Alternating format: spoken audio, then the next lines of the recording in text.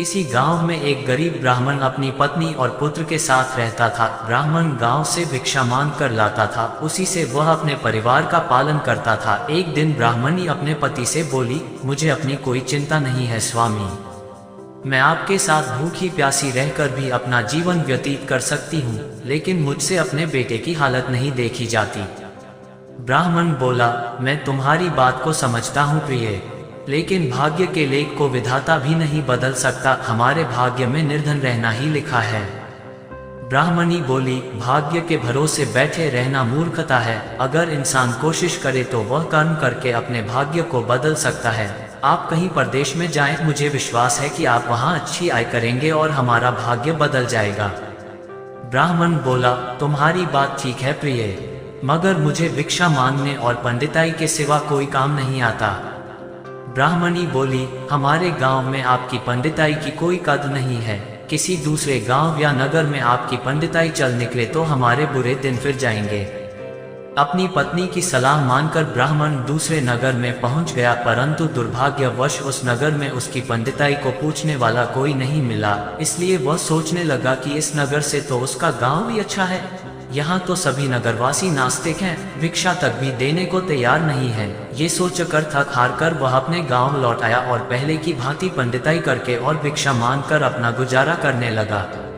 एक दिन वह भिक्षा मांग कर लौट रहा था, तभी उधर से भगवान शिव माता पार्वती के साथ गुजरे। उस निर्धन ब्राह्मण की हालत देखकर माता पार्वती ने भगवान शिव से कहा, आप इस ब्राह्मण को देख रहे हैं स्वामी?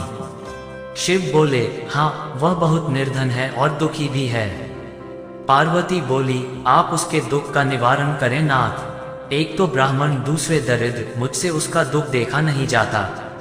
शिव बोले, यह मृत्युलोक है प्रिय, यहाँ हर प्राणी किसी न किसी दुख से त्रस्त है, सब अपने अपने कर्मों का फल भोग रहे हैं, तुम किस किस का दुख दूर कराओगी? पार्वती बोली, आपको उस निर्धन ब्राह्मण को धनवान बनाना होगा स्वामी। शिव बोले, वह भाग्यहीन है पार्वती, उसके भाग्य में फटे पुराने कपड़े और रूखा सूखा भोजन ही लिखा है। मगर पार्वती अपनी जिद पर अड़ी रही, अंत में हार कर शिव को पार्वती की बात माननी पड़ी। उन्होंने उस रास्ते में, जिस रास्ते ब्राह्मण जा रहा था, सोने की एक ईंट डाल दी। अचानक ब्राह्मण को क्या सूझा, उसने सोचा कि वह आंखें बंद करके कितनी दूर चल सकता है। ये सोचकर वह अपनी आंखें बंद करके चलने लगा और सोने की ईंट के बिल्कुल समीप से होकर गुजर गया। काफी दूर आगे जाने के बाद उसने अपनी आंखें खोली। ये देख भगवान शिव हुए बोले, हमने तुमसे कहा था न प्रिय कि वह ब्राह्मण भाग्यहीन है, भाग्यहीन मनुष्य कभी धन प्राप्त नहीं कर सकता। और फिर भगवान शिव पार्वती के साथ कैलाश पर्वत लौट गए, लेकिन वहां पहुंचने के बाद भी पार्वती उस निर्धन ब्राह्मण के बारे में सोचने लगी। पार्वती को उदास देखकर भगवान शिव ने पूछा, क्या बात है प्रिय, इतनी उदास क्यों हो?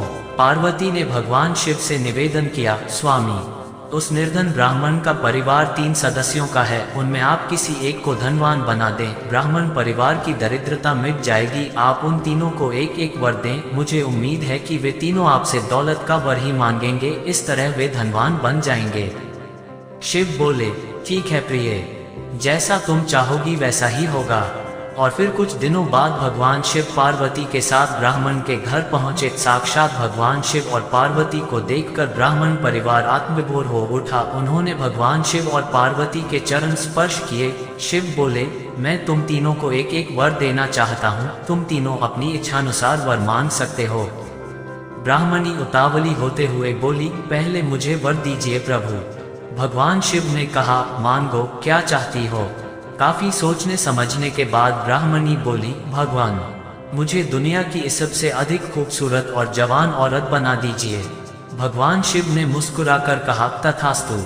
अगले ही पल बूढ़ी ब्राह्मणी एक जवान और खूबसूरत युवती के रूप में बदल गई। उसी समय उनके घर के सामने से गांव के जमींदार का पुत्र गुजर रहा था, जो घोड़े पर सवार था। उसने खूबसूरत ब्राह्मणी को देखा तो उस पर मुग्ध हो उठा। उसने सोचा वह इस खूबसूरत ब्राह्मणी से शादी करेगा। ये सोचकर उसने उसे अपने घोड़े पर बैठाया और घोड़ा अपनी हवेली की तरफ दौड़ा दिया। ये देख ब्राह्मण जोर जोर से विलाप करने लगा, हाय मेरी पत्नी, रो मत ब्राह्मण श्रेष्ठ, तुम भी मुझसे कोई वर मांग लो, जो मांगोगे तुम्हें मिलेगा। भगवान शिव उससे बोले, मेरी पत्नी को वापस बुला लीजिए प्रभु। मुझे इसके सिवा कुछ भी नहीं चाहिए, ब्राह्मण ने प्रार्थना करते हुए कहा। भगवान शिव बोले, तथास्तु। देखते ही देखते ब्राह्मणी वहां खड़ी थी। अपनी पत्नी को अपने सामने देखकर ब्राह्मण ने राहत की सांस ली। भगवान शिव ने ब्राह्मण पुत्र से कहा, तुम क्या वर मांगते हो बेटा? ब्राह्मण पुत्र ने काफी देर सोचने समझने के बाद कहा, भगवान, मुझे कुछ नहीं चाहिए, लेकिन आप मेरी माँ को पहले जैसी बूढ़ी बना दीजिए, तथास्तु। भगवान शिव ने कहा और अगले ही पल ब्राह्मणी पहले के समान बूढ़ी हो गई। ब्राह्मण परिवार की मूर्खता पर पार्वती ने अपना माथा पीट लिया। सोचने लगी कि तीनों ही वास्तव में ही भाग्यहीन हैं। विधि ने उनके भाग्य में जो लिख दिया है उसे देवी देवता भी नहीं बदल सकते। दोस्तों, इसलिए कहते हैं कि भाग्य का लिखा कभी नहीं बदल सकता। हम कितनी भी कोशिश करें, होगा वही जो भाग्य में लिखा है।